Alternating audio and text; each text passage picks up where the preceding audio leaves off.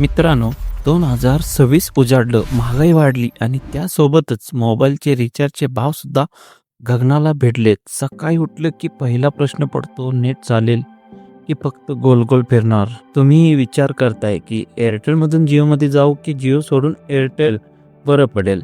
थांबा, घाई गडबडीत निर्णय घेऊन पैसे वाया घालवू नका. आजच्या व्हिडिओमध्ये आपण पाहणार आहोत एअरटेल आणि Jio reality check, speed, recharge plan आणि गावच्या नेटवर्कची सत्य परिस्थिती. चला सरळ मुद्द्यावर येऊया. सर्वात आधी बोलूया ज्याचा तुम्हाला सर्वात जास्त त्रास होतो, रेंज म्हणजे नेटवर्क. शहरामध्ये दोन्ही कंपन्या भावाभावासारख्या आहेत. 5G स्पीडमध्ये दोघांची जोरदार टक्कर आहे, तिथे टेन्शन नाही. पण खरी गंमत आहे खेडेपाडी. इथे जिओ आपल्या लालपरी एस.टी बससारखं आहे. तिथे रस्ता, तिथे जिओ. खेड्यापाड्याचं नेटवर्क पोहोचलं पण गर्दी वाढली की स्पीड कमी होतो.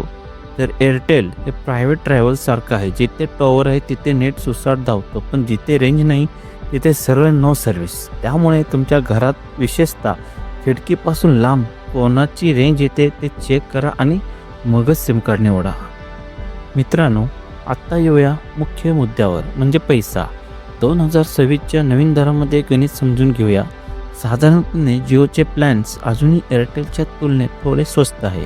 जर तुम्ही व्हिडिओ खूप बघता, रील स्क्रोल करता, तर जिओ तुमच्या खिशाला थोडा दिलासा देईल. हे वडापावसारखं आहे, स्वस्त आणि मस्त. दुसरीकडे एअरटेलचे प्लॅन्स थोडे महाग वाटू शकतात, पण जर तुम्ही वर्क फ्रॉम होम करत असाल किंवा महत्त्वाचे बिझनेस कॉल्स घेत असाल तर एअरटेलची कॉल क्वालिटी थोडी भारी पडते. जर तुम्ही गेमर असाल तर तुम्हाला पिंग महत्त्वाचा असतो. अनेक गेमर्सचा अनुभव आहे की एअरटेलचा पिंग थोडा जास्त स्टेबल असतो, त्यामुळे गेम लेग होत नाही. पण तुम्हाला मूव्ही डाउनलोड करायचा असेल किंवा 4K व्हिडिओ बघायचा असेल तर जिओ 5Gचा स्पीड कोणालाच ऐकत नाही. थोडक्यात काय, गेमिंगसाठी एअरटेल भारी आणि डाउनलोडिंगसाठी जिओची हवाच आहे. मित्रांनो, जर तुमचा पोर्टिंगचा निर्णय पक्का झाला आहे, कंपनी बदलायची प्रोसेस एकदम सोपी आहे. यासाठी कोणाचे पाय धरण्याची गरज नाही. मोबाईल उघडा आणि 1900 या नंबरवर पोर्ट स्पेस देऊन तुमचा मोबाईल नंबर असा मेसेज करा. तिकडून लगेच एक UPC कोड येईल. हा कोड आधार कार्ड घेऊन जवळच्या मोबाईल शॉपमध्ये जा किंवा तुमच्या एअरटेल किंवा जिओ ऑफिसमध्ये जा. फक्त 3 दिवसात तुमचे सिम कार्ड बदलून दिले जाईल. तोच नंबर तोच राहील.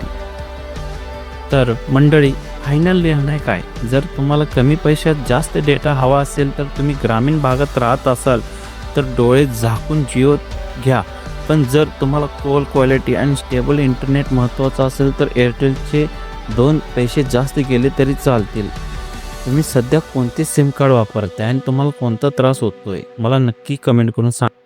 मित्रांनो, दुसऱ्याचं ऐकून सिम कार्ड कधीच निवडायचं नसतं. तुमच्या शेजाऱ्याला विचारा, भावा तुझ्या मोबाईलमध्ये रेंज कशी आहे?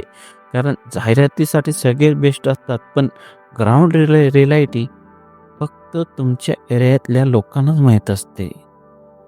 मित्रांनो, हा व्हिडिओ कामाचा वाटला असेल तर लाईक करा आणि आपल्या मराठी मित्र चॅनलला सबस्क्राईब करायला विसरू नका. भेटूया पुढच्या व्हिडिओत. तोपर्यंत धन्यवाद.